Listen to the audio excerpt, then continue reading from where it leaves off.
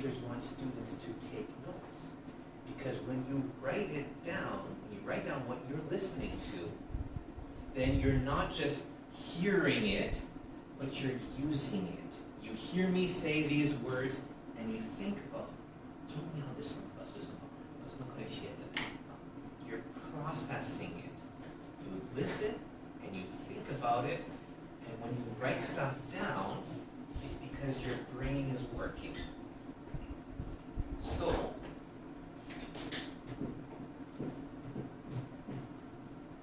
with listening, the key idea, most important thing is focus. So yes, watching movies, good practice. If you can focus though, right? If it's just the TV's in the background and you're talking to your friends, then that's not practice. Okay? Okay, so what about speaking? What's the biggest problem with speaking?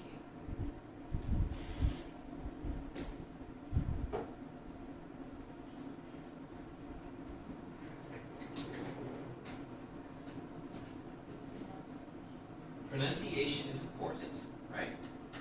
So we can work on pronunciation. What else?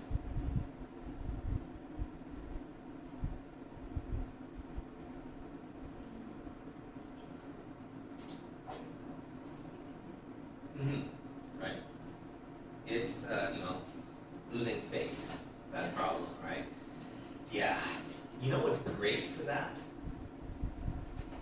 Performance. Yeah. So, speech contests. Doing anything where you have to stand up in front of other people. Now, with reading, do you guys all like to read in English? Sometimes. Do you read a lot in your, I forget, do you girls, you speak Malaysian or Chinese? Okay. Well, which one is your mother language? Chinese. Okay. So, if you feel most comfortable reading in Chinese, how much do you read in Chinese? Every day, really? Wow. Most people don't give me that. How much do you read in Chinese?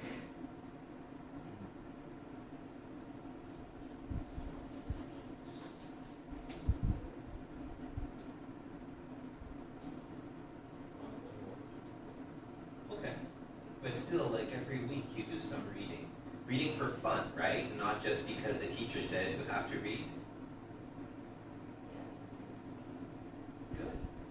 That makes you different. Just like that girl there, right?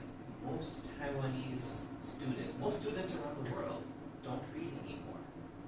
They only do this.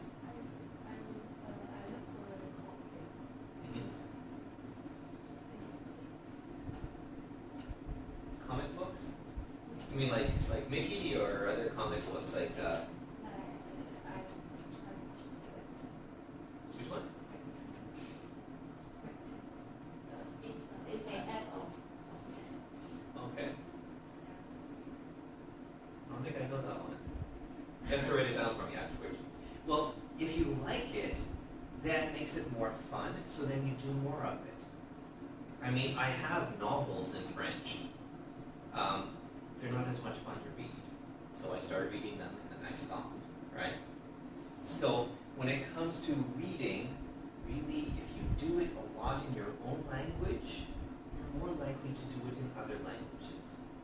People who never read in their own language, they will never read otherwise.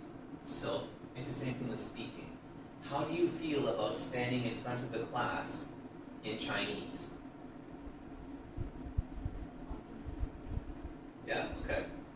That's good. Again, that makes you different from most.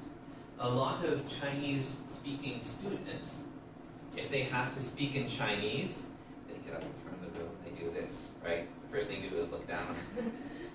Right? My trick, when I was in university, I took my glasses off. And then when I went out in front of that, I can't see anything.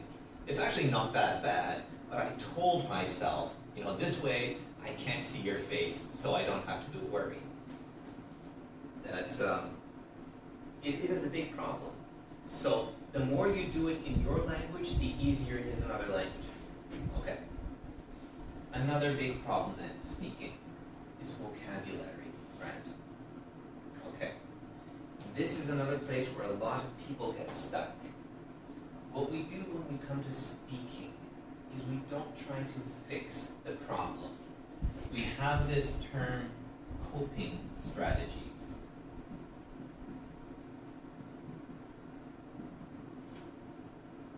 Okay? You know strategies, right? How do you say that in Chinese? Right? It's the idea we have in a strategy game, right? So, when we have a problem with reading, when there's a problem that stops you, there's a way to learn from it. You think about it, you read it again, you can talk with your friends. If nothing else works, then you look it up, right? So when we're reading and we come to a problem, we try to figure it out, and then we keep going. If it's not a big problem, we just kind of keep going.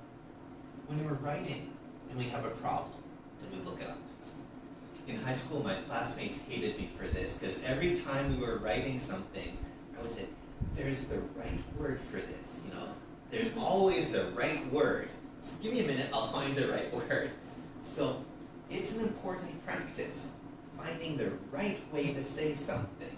When we have a problem here, we solve the problem. We try to fix it. Listening. When we have a problem here, what do we do?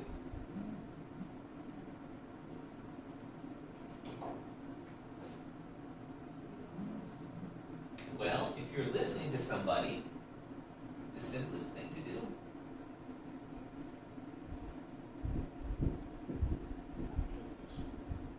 is ask. Yeah. You need to focus so you can find the problems, right? If you don't focus, you don't hear the problem. So when there's a problem, ask. It's really important to ask so you can fix the problem, right? If you don't ask, then when you ask a girl for her phone number and you think you hear it right, you write it down, then you're going to end up calling like 20 numbers before you get the right one, yeah? So if you think you hear a number, it's better to ask and check again, right? Times and places, always verify, check again, right? Ask. But when we speak, we don't try to fix a problem. Speaking is not about finding problems and then fixing them. If I want to go from here to the back of the room, right, then here's a problem. If it's reading, I will deal with the problem. I will take time, I'll think about it, I'll find a way to fix it. If I'm speaking, I don't have time. So what I do is go around the problem. Right? Coping strategies to cope with something is to get past it. It's still there, but we don't try to fix it. We use the word cope when we talk about grief. Like,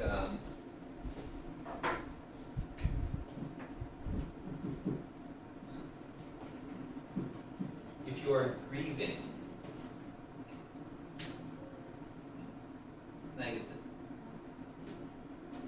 it's okay, you can ask. Yeah.